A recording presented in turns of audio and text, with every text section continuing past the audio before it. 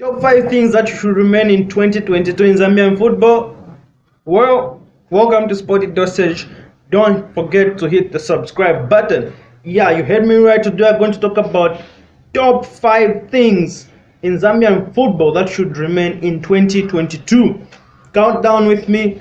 Like this video, share with your friends, hit the subscribe button, and thank you for being with Sporty Dosage. We just reached 500 subscribers, and that's awesome, that's amazing, and thank you very much. It's me, your presenter, once again, Joseph Yose Migelo. Now, we're going to talk about the top 5 things that should remain in Zambian football. Of course, these are more like things that I feel should not continue with us in 2023, and hey, we're going to go on a countdown. Before we go there, subscribe to this video. Now, number 1, recycling of coaches. Of course, it's raised a lot of eyebrows where you feel like the same coaches are being employed from when they're fired from this job. They go to be employed to the other job. They are fired from this job, go to be employed to the other job. Like the coaches are just doing a merry-go-round, like they want to swing from one team to another, and not just new coaches, but the same coaches. Some are calling them old coaches, but I wouldn't call them that.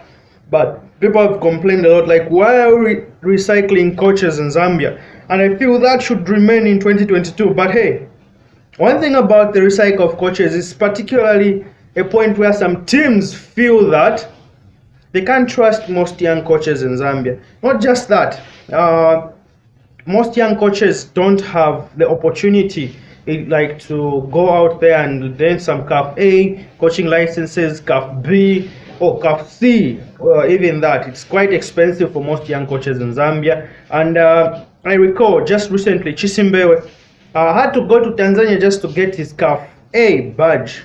Imagine that. So even FAs themselves have to create a conducive environment for the young coaches to step up to get these training courses as well. And it's quite, the dynamics of recycling coaches in Zambia is quite a bit tricky because there is no platform to give the young coaches to get these coaching badges and licenses. Again, the teams are forced to get the already old coaches who are so-called old to employ them because they have the badges. So it's a two-way thing. Recycling of coaches should remain in 2022, but FAS should create a platform for them to get these training badges. Number 2, the aspect of administration leave. Get me right, administration leave should remain in 2022. It just doesn't create sanity. Remember, I did a video once about administration leave. I think I'll just drop it in the description box. You can watch it about what administration leave is all about. And it should remain in 2022. Reason being, it just doesn't make sense. If you're going to fire someone, tell them that they're fired. Fire them. Like, okay, you're fired, or suspend them. Just let them know if they're fired. If you're keeping them, keep them. And like, no administration leave for 6 weeks. Then 6 weeks later, they are fired. You get a new coach, or you maintain the assistant to be the head coach. That whole thing, they just create so much professionalism and confidence in the whole coaching industry. It should remain in 2022, and that's my take on that. Now, before we go to the third one, hit the subscribe button, like and share this video. Like, don't miss out a thing on Sporty Dosage. Like, you just wouldn't want to miss it. You can even check out my social handle, Joseph Yose Migelo on Facebook. You can even visit Facebook page, Sporty Dosage, at Sporty Dosage on Facebook as well. So, go to the fourth one. Zambian clubs failing to make it to at least the quarterfinals of the CAF Champions League or the Confederations Cup.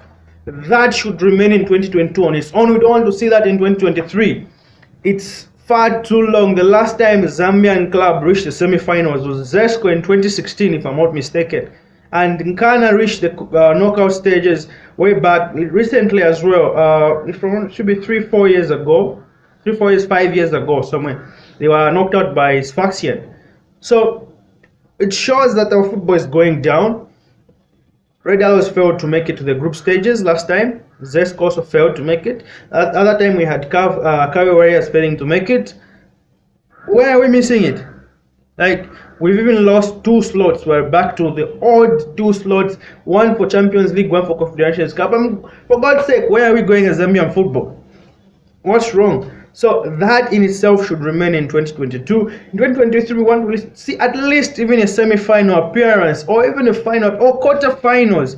At least make it to the group stage. If you're going to be a Zambian representative in the continental championships, let's represent the country even more nice. Like, make it like, let's be proud. You see, it's not always fine knocked out in the preliminary stages, knocked out before they reach where they can drop off to the Confederations Cup, knocked out in this stage. We're tired. Like, it should remain in 2022. Remain in 2022.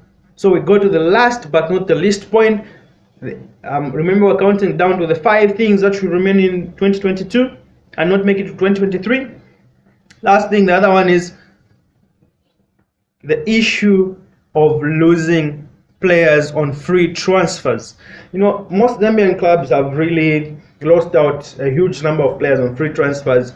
I don't know why. Maybe it's because most people say it's not easy tying down a player on a contract, and it's much easier letting them go for free. I mean, where do we get it wrong? I mean, why? If this goes down to the transfer policy of the club. If you're going to have a player you've signed a player, maybe they're 18, 20 years, 22, give them at least a 5-year contract with an option of an extension when the contract is in the 3rd year. That way, even if the player would want to move for free or would want to go be sold, put a release clause in the contract. We'll say, okay, if you're going to sell this player, you want the player is in contract, but you want to buy him, okay, you can buy him as long as you can meet such and such amount.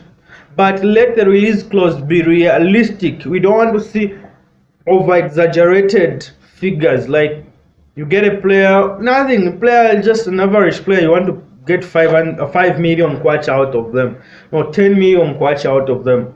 No. Stop losing players on free transfers. Players will continue just running down their contracts if you put 1, over-exaggerated release clauses. 2, you are not being sincere enough in these contracts they're signing with the clubs. So we do not want to lose players on free transfer. It's just a waste of revenue. It's revenue lost by the club, as well as cost. Look, the club has been spending on this player, allowances and all that, and they haven't won a trophy with the player. They haven't made any money on endorsements with the same player, and you're going to lose the same player for free. Come on, Zambian clubs, it's just so unprofitable. There's nothing like a business model there. What are you doing about it? So some contract issues, I feel it's a bit of contractual issues that causes most players to go out on free transfers and leave the club.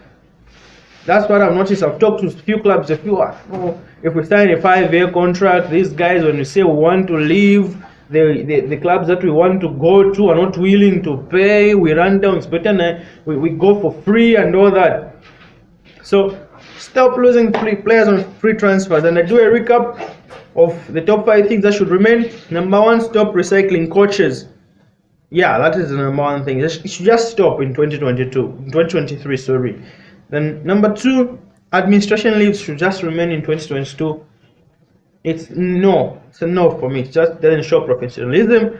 Number 3, failing to reach the CAF Champions League group stages. It's just just doesn't make sense. Like, it just feels bad. Number 4, losing players on free transfers. And number 5, the Football Association of Zambia failing to clear out disciplinary cases on time. Hey, how long does it take to clear out a disciplinary case? We saw the Alex Ngonga issue took weeks. We saw the Changareja's issues took weeks for it to be finished. We saw the issues of Power Dynamos taking weeks to be decided as well. How long? So even that, we don't want to see it in 2023. Let's get our house in order, Zambian football. Remember to hit subscribe, like this video, and share with your friends. It's the Dosage family. It will be so nice to see you in 2023. Subscribe. We go for another 500 subscribers. Whoa, that's so awesome. Thank you very much. This has been your presenter once again, Joseph Yosef Michelo. Thank you.